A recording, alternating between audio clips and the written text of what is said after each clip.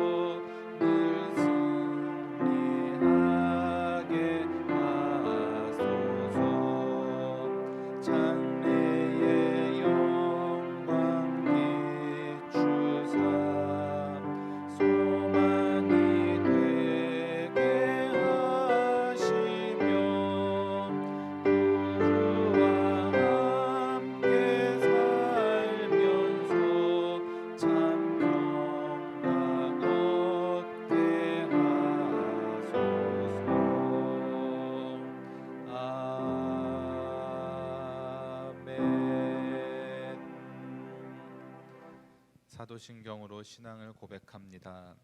전능하사 천지를 만드신 하나님 아버지를 내가 믿사오며 그 외아들 우리 주 예수 그리스도를 믿사오니 이는 성령으로 잉태하사 동정녀 마리아에게 나시고 본디오 빌라도에게 고난을 받으사 십자가에 못 박혀 죽으시고 장사한 지 사흘 만에 죽은 자 가운데서 다시 살아나시며 하늘에 오르사 전능하신 하나님 우편에 앉아 계시다가 저리로서 산자와 죽은 자를 심판하러 오시리라. 성령을 믿사오며 거룩한 공회와 성도가 서로 교통하는 것과 죄를 사하여 주시는 것과 몸이 다시 사는 것과 영원히 사는 것을 믿사옵나이다. 아멘.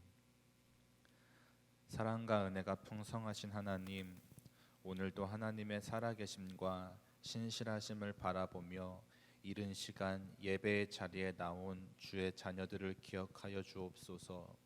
오늘 하루도 하나님과의 시간을 첫 시간으로 보내기를 원하며 온 마음과 정성과 뜻을 다해 예배하는 주의 자녀들에게 한량없는 은혜와 복을 베풀어 주옵소서. 오늘 하루를 살아갈 때 살아계신 하나님을 증거하는 귀하고 복된 삶을 살게 하시고 어느 곳에 있든지 하나님의 영광을 드러내는 존귀한 주의 자녀 되게 하옵소서. 이 시간 저마다의 소원과 간구의 기도가 있습니다. 이 모든 기도를 들으시고 하나님의 선하신 방법과 계획으로 우리의 기도에 응답하여 주옵소서. 예수님의 이름으로 기도드렸습니다. 아멘. 오늘 우리에게 주신 하나님의 말씀은 시편 147편 1절에서 11절까지의 말씀입니다. 시편 147편 1절부터 11절까지의 말씀입니다. 할렐루야. 우리 하나님을 찬양하는 일이 선하며 찬송하는 일이 아름답고 마땅하도다. 여호와께서 예루살렘을 세우시며 이스라엘에 흩어진 자들을 모으시며 상심한 자들을 고치시며 그들의 상처를 싸매시는도다. 그가 별들의 수요를 세시고 그것들을 다 이름대로 부르시는도다. 우리 주는 위대하시며 능력이 많으시며 그의 지혜가 무궁하시도다. 여호와께서 겸손한 자들을 붙드시고 악인들은 땅에 엎드러 뜨리시는도다. 감사함으로 여호와께 노래하며 수금으로 하나님께 찬양할지어다. 그가 구름으로 하늘을 덮으시며 땅을 위하여 비를 준비하시며 산에 풀이 자라게 하시며 들짐승과 우는 까마귀 새끼에게 먹을 것을 주시는도다.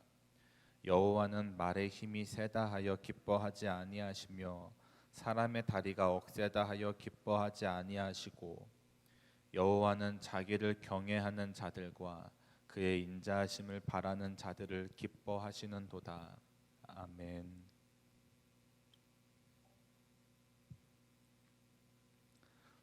오늘 본문의 내용을 살펴보면 이 시가 쓰여진 당시의 배경을 알 수 있습니다. 이스라엘의 포로들이 돌아와 있고 이후에 13절에 문 빗장이 견고한 것으로 유추해 보아 이스라엘의 성벽 재건이 완성된 느헤미야의 시대임을 우리는 알 수 있습니다. 시편 147편은 하나님께서 이스라엘을 구원하셨음을 찬양하며 그것을 알리고 전하고 있습니다. 이런 배경 속에서 오늘의 본문을 함께 나누어 보겠습니다. 2절 3절을 보면 여호와께서 예루살렘을 세우시며 이스라엘의 흩어진 자들을 모으시며 상심한 자들을 고치시며 그들의 상처를 싸매시는도다 라고 기록되어 있습니다. 방금 말씀드렸듯이 이스라엘 백성을 예루살렘으로 모으시고 성벽을 재건하게 하신 하나님에 대한 감사의 고백을 하고 있습니다. 이스라엘 백성들은 그들의 죄로 인해 철저한 징계를 받았습니다. 나라는 무너지고 백성들의 대부분은 포로로 끌려가는 등 비참한 현실을 마주하게 되었습니다. 예루살렘의 성전이 파괴되는 것을 보면서 이스라엘 백성들은 어떤 생각을 하였을까요? 하나님이 정말 살아계신 것인지, 그렇다면 왜 보고만 계신 것인지 원망했을 것입니다. 그들은 자신들이 선택받은 하나님의 백성으로서 이런 일은 일어나지 않을 것이라고 생각했습니다. 그러나 그들은 그들의 죄로 인해 철저하게 짓밟히고 찢겨졌습니다. 또한 예루살렘에는 이방인들이 이주해 왔고 그들은 남겨진 이스라엘 사람들과 결혼했습니다. 또 하나님을 예배하던 땅에서 이방인의 우상들을 섬기게 되었습니다. 누가 봐도 이스라엘은 완전히 끝났다고 생각할 것입니다. 오늘 본문의 배경이 느헤미야 시대라고 했습니다. 바벨론에 의해 예루살렘 성벽이 파괴되고 또 거의 모든 사람이 포로로 끌려가고 그 뒤로 100년이 넘는 시간이 흘렀습니다. 이런 상황에서 누가 이스라엘의 회복과 성전의 재건을 예상할 수 있었을까요? 아무도 생각하지 못했을 것입니다. 엄두도 내지 못했을 것입니다. 그런데 하나님께서 그렇게 하셨습니다. 이스라엘의 멸망과 백성들의 포로가 하나님의 징계였다면 그들을 다시 회복시켜 주시는 것도 하나님의 계획 안에 있었습니다. 하나님께서는 느헤미야를 통해 예루살렘의 성벽을 재건하게 하시고 이스라엘과 맺은 언약을 회복함으로 이스라엘의 재건과 부흥을 준비하게 하셨습니다.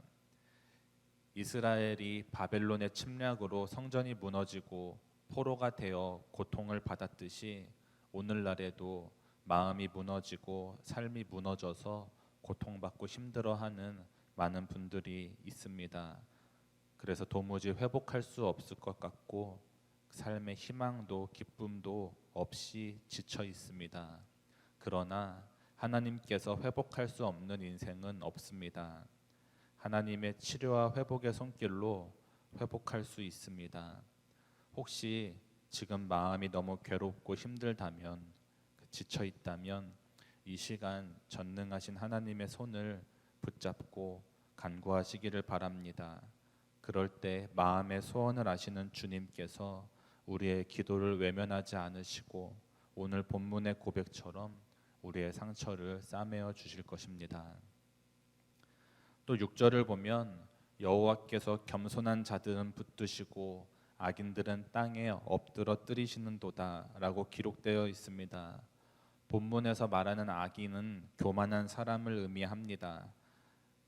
하나님께서는 겸손한 자는 긍휼히 여기시고 불쌍히 여기셔서 어떤 상황에서도 흔들리지 않도록 쓰러지지 않도록 붙잡아 주십니다. 반면에 교만한 자는 아무리 든든한 버팀목으로 자신을 고정한다 하여도 하나님께서는 그를 엎드러뜨리십니다. 성경에서는 인간이 자신의 능력을 믿고 교만히 행동하고 또 스스로 모든 일을 주관하려 해도 그 걸음을 인도하시는 분은 하나님이시기 때문에 그 모든 노력과 수고가 헛될 뿐이라고 이야기하고 있습니다. 그러나 반대로 겸손한 자는 땅을 차지하고 기뻐하며 평화를 누릴 것이라고 이야기합니다. 우리는 그리스도인으로서 하나님 앞에 겸손하고 정직하게 살아야 합니다. 이것이 하나님께서 원하시는 것이고 하나님께서 기뻐하실 우리의 모습입니다. 그런데 어쩌면 우리의 삶이, 우리의 모습이 하나님 없이 살아가는 교만한 인생을 살고 있는 것은 아닌지 생각하게 됩니다. 잠언 16장 18절에 교만은 패망의 선봉이요 거만한 마음은 넘어짐의 앞잡이니라 라는 말씀을 기억하므로 하나님 앞에 겸손한 하루를 보내시기 바랍니다. 또 사람들 앞에서 겸손하고 온유한 그리스도인이 되어 하나님의 영광을 나타내시기를 바랍니다. 그래서 하나님의 붙드심을 받는 오늘 하루의 삶이 되시기를 소원합니다. 우리 찬송가 212장 1절 찬양하시고 함께 기도하겠습니다.